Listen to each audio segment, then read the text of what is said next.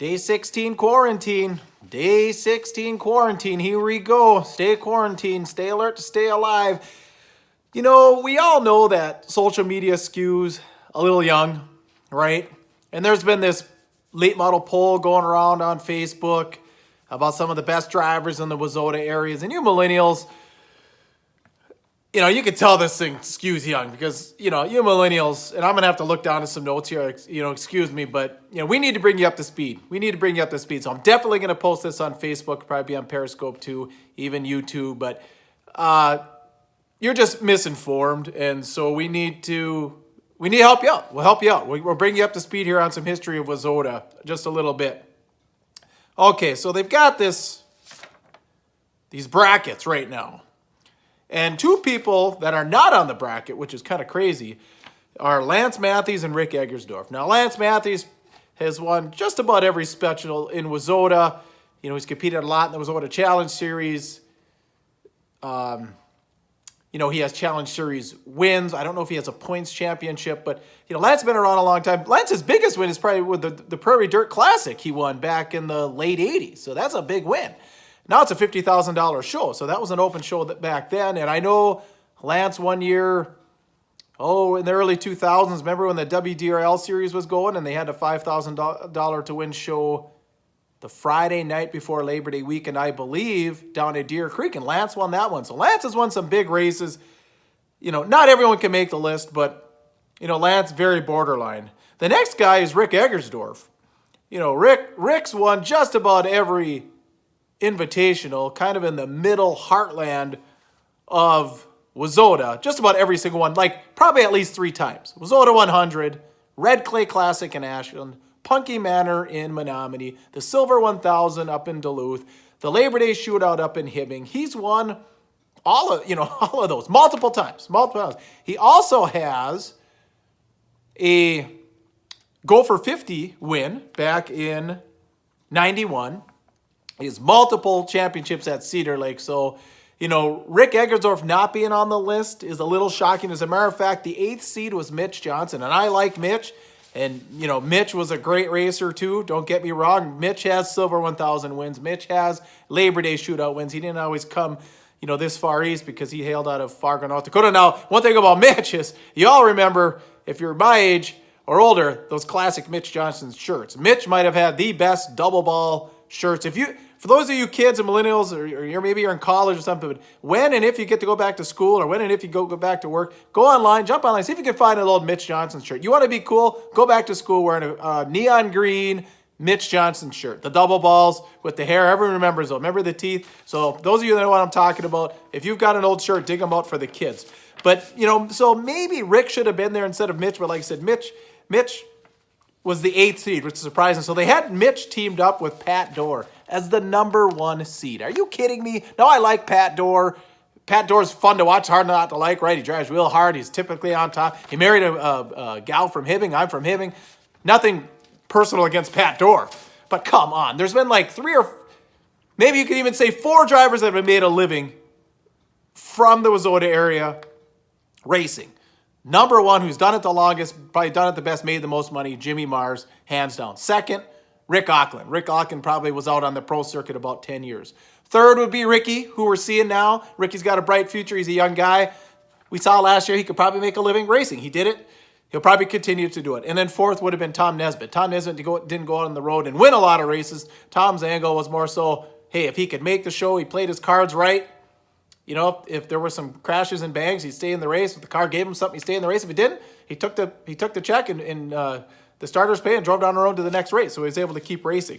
So having Pat Dorr, the number 1 seed, real ridiculous, you millennials. By the way, if you like this, feel free to like. My kids told me I'm supposed to be telling everyone, like, subscribe, share. If you want to subscribe, you click on Racer Puka, you go into, there's 3 dots, you hit the line with the 3 dots, and then there's a subscribe button. So like I said, we're going to do video every day during this quarantine to help everyone get through, except for Mondays when we do the One to Go Show podcast. So if you like podcasting, or you like racing, or both, or either or, One to Go Show, all the favorite places you podcast.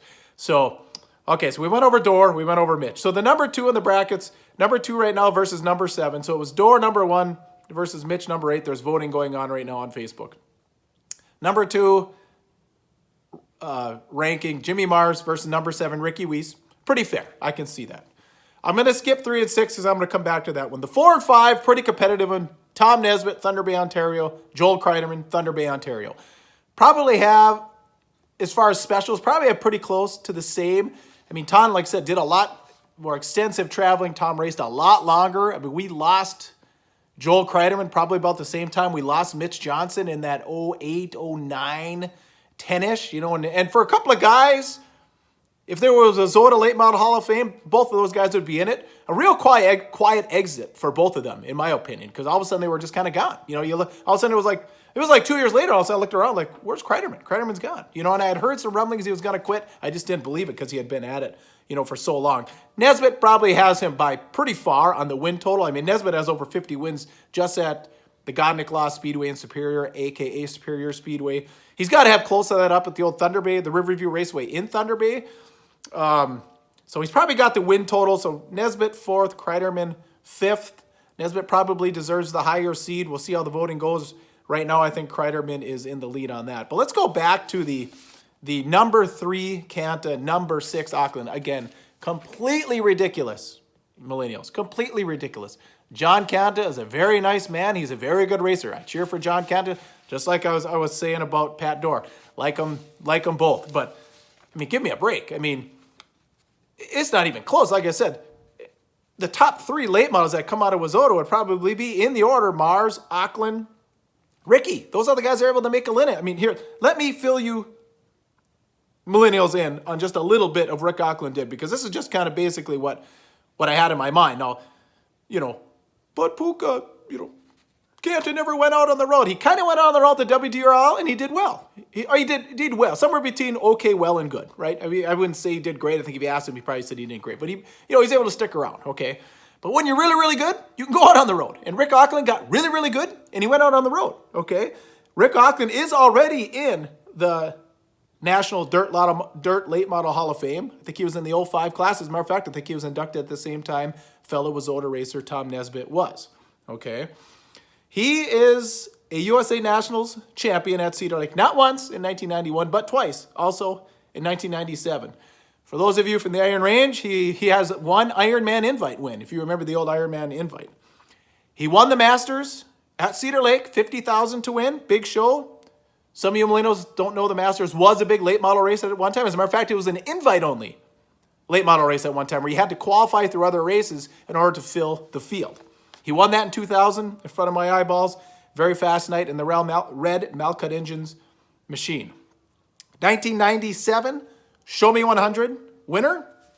He has 23 Summer Nationals wins, and he's a 2-time Summer Nationals champion, 1997, 1998. I know he won, he's won races down in Florida during speed weeks. I mean, he's won a lot. I mean, North-South 100, I don't know. Topless, I don't know. Some of the other big shows, I just don't know. I just didn't have time to do all the research. But to say that John Canta's the number 3 seed and Rick Auckland's the number 6 seed, and as a matter of fact, Canta is leading the voting 202 to 132, is completely crazy. It's completely crazy. So you Millennials, this is a little lesson for you. You need to do a little research before you're just pulling the trigger on some of these votes, because you're way off on Rick Auckland. I mean, just way off. Like I said, I mean, the Mars or the Nesbitt Kreiderman, it's a little closer. Like I said, Mars definitely deserves to be the, at least a number 2 seed. And Pat Dorr, I mean, like I said, I like Pat Dorr. Pat Dorr's a great guy and everything. Pat Dorr's a great racer. He's a fun racer to watch, very entertaining. But to say that he's the number 1 seed going into this thing is a little bit crazy to me. Another guy, I mean, Leon Plank didn't make the list. Leon Plank, I believe, is a Go for 50 winner also. It goes a little bit further back. I mean, a lot of Leon Plank's wins predate WISSOTA per se. But, and then I kind of feel bad as, some of those South Dakota races like a Gelling and Arment, I mean, they kind of stuck around home. They didn't travel a lot. They won some, Gelling defended his home turf pretty well when they had the 10,000 to win Rumble. Joel Kreiderman's another guy that won a couple of those 10,000 to win Rumbles. I think Lance might have even snuck one in at one time. Dwayne Mater. Canta might even have one of those. But, Gelling was, when those guys came, there were times when Gelling would win too. He defended his home turf pretty well too. So that's my update for today. Like I said, if you're quarantined, stay quarantined. Keep everybody around you healthy. Like I said, we've got my wife on chemo, so we got to be very, very careful. So we want everyone to just like be safe, so we stay safe, and we can catch the other side of this terrible virus. So like I said, like, subscribe, or share if you feel like it, and we will catch you on tomorrow's video. Peace out.